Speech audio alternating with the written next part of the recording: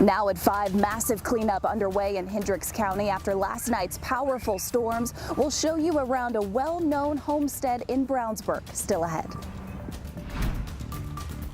And cleanup underway in this Brownsburg neighborhood after a tornado ripped through the area, tearing off dozens of homes. We'll have a look at that cleanup effort and now the effort to also rebuild.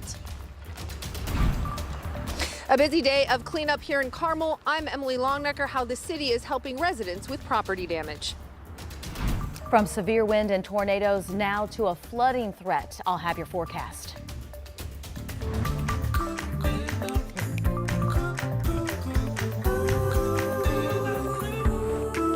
And it is now a day of cleanup after tornadoes have ripped through central Indiana. It's now official. It was an EF2 twister that hit Brownsburg on the west side. It damaged a warehouse and homes that are nearby.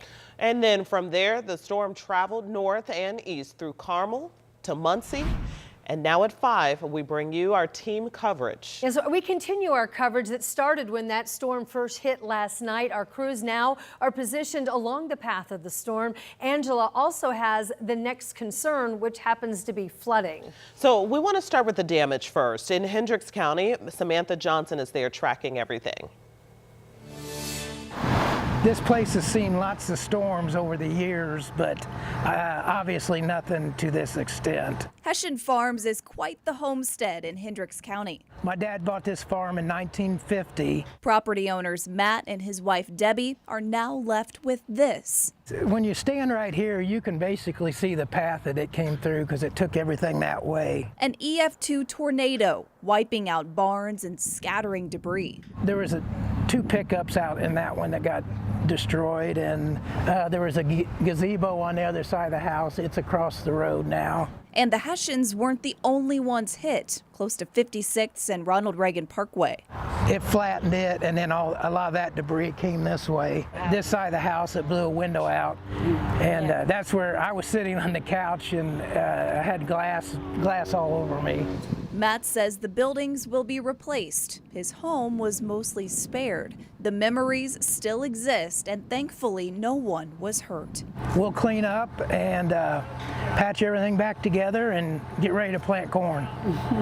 Hessian Farms is just one of several properties starting the cleanup process today here in Hendricks County. Our Lauren Kostick is also in Brownsburg tonight. Yes, Sam, I'm here in Branches subdivision. This is one of the hardest hit areas here in Brownsburg. It's just west of Eagle Creek, and that tornado, it came right through here, all through these homes. You can see most of the damage is actually to the roofs. You can count 1, 2, 3. We are almost up to dozens of homes in this area. And just earlier today, we also spoke with a homeowner who says she got to safety just in time. Within seconds, her roof was blown off her bedroom. She managed to take shelter in the bathroom, and she said the sound of the storm was terrifying. It literally blew me up off the toilet, and the impact pushed me into the wall. And I just started screaming, Jesus, God, help us all, because I thought the world was ending. And my husband came down bleeding. He got a gash, and I was just so scared to death. I never felt nothing like this. It felt like a train or an earthquake. And like so many of her other neighbors, Marlene's home is not livable right now because of the roof and the water damage inside. She is searching for a different place to stay tonight. As for the other damage here, we saw several fences mangled or blown across the street into someone's yard, even pieces embedded into people's homes. Trampolines and retention ponds and dozens of trees toppled. And again, the National Weather Service was out here this evening surveying the damage. They are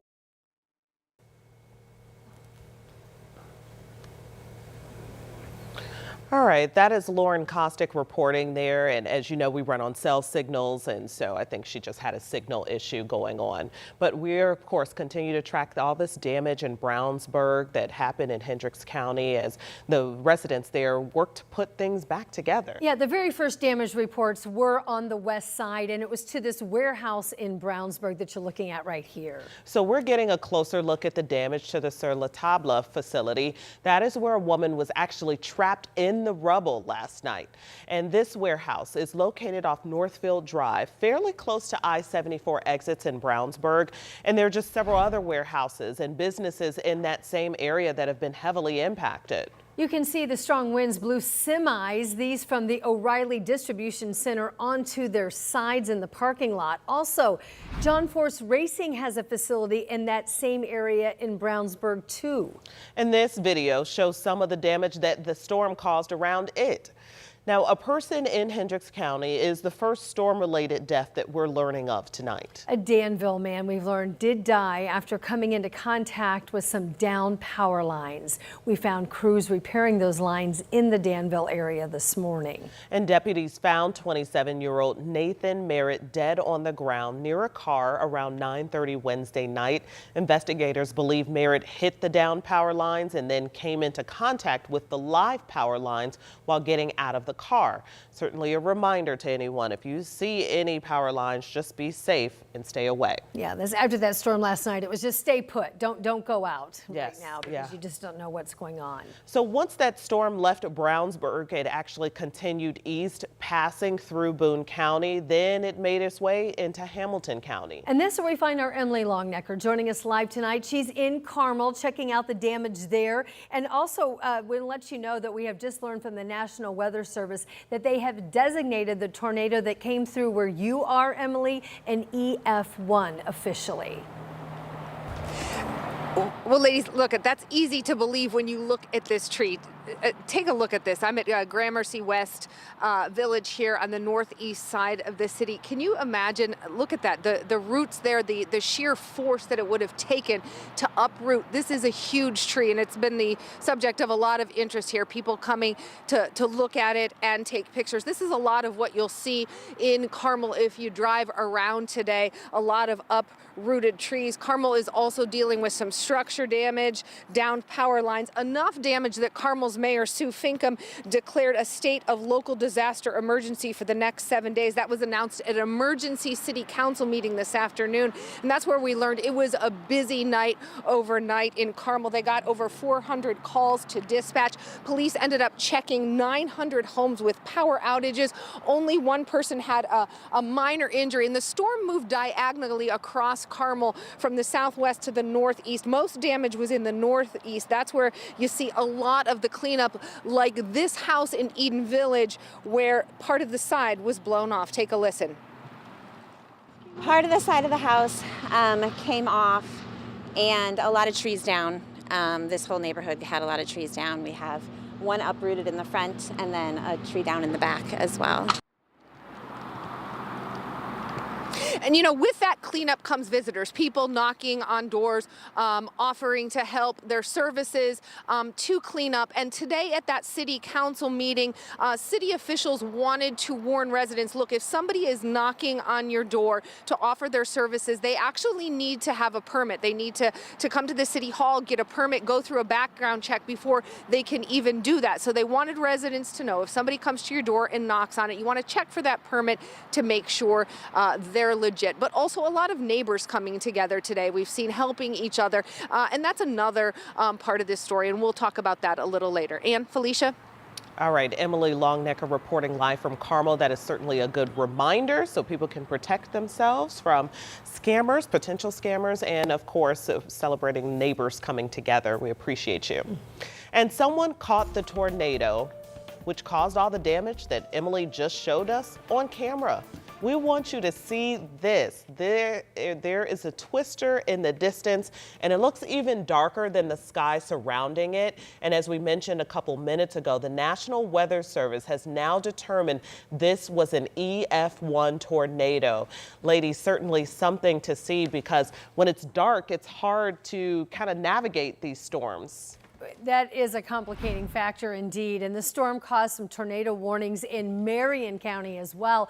And while we're not seeing the same type of damage here in the heart of the city that we saw in Carmel and Brownsburg, we are finding the impact to down power lines. And look at these massive trees that are down. These are in the Meridian Kessler area, uprooted by the storm as it came through. Many landed in yards, coming very close to houses. Others here, as you can see, right there in the middle of the road. Yes. All right, Angela, she was on air all night long tracking those storms and keeping everyone at home safe, and it was needed. I was watching as a viewer last night. We were in our basement. Yeah, it was scary because you know these tornadoes are moving over populated areas. You know they're producing winds at over 100 miles an hour. Right, and you were so accurate. I have to say, when you say it was going to be in Fountain Square at this time, it was there. When you said it was going to be in Fishers at 9:25, it was in Fishers at 9:25. Definitely a team effort. We appreciate you and the entire team. Yeah, team effort. We have great technology with Live Doppler 13 radar. Really helps us tell the story on where those storms are. And now, unfortunately, we have to turn our attention to flooding. We may end up with several inches of rain between now and when it comes to an end early on Sunday. So the National Weather Service continues the flood watch through Sunday for all of central Indiana. Rainfall potential 2, 3, maybe on the high side, 5, 6 inches of rain. So we want you to stay with us. Those rivers, creeks, and streams are running high already. If you live in a flood-prone area, really need to pay attention over the next couple of days. After some dry breaks earlier, the rain is filling back in. We've got some steadier pockets of rain from Bloomington and Ellettsville, Martinsville, some heavy rain over Terre Haute. We've had a few lightning strikes with this as well. Nothing showing up right now, but Richmond to Connorsville over toward Liberty, some rain. We go north, some steadier rain from Logansport, Monticello, and Delphi into Lafayette, and this is just the beginning. You can see we've got additional rain down to our southwest. Down along and south of the Ohio River is where we find the severe weather right now. Flash flood warnings, severe thunderstorm warnings. For us, there will be several waves of rain to contend with over the next several days. I'm going to slow down this timing and have the local analysis in the full forecast. All right, thanks so much, Angela. And many developments. In fact, within just the last couple of hours, we heard from the governor, Governor Braun, activating the Indiana National Guard. And they will be helping with storm recovery across the state. So one of the big problems that we're seeing is downed power lines. Those are dangerous.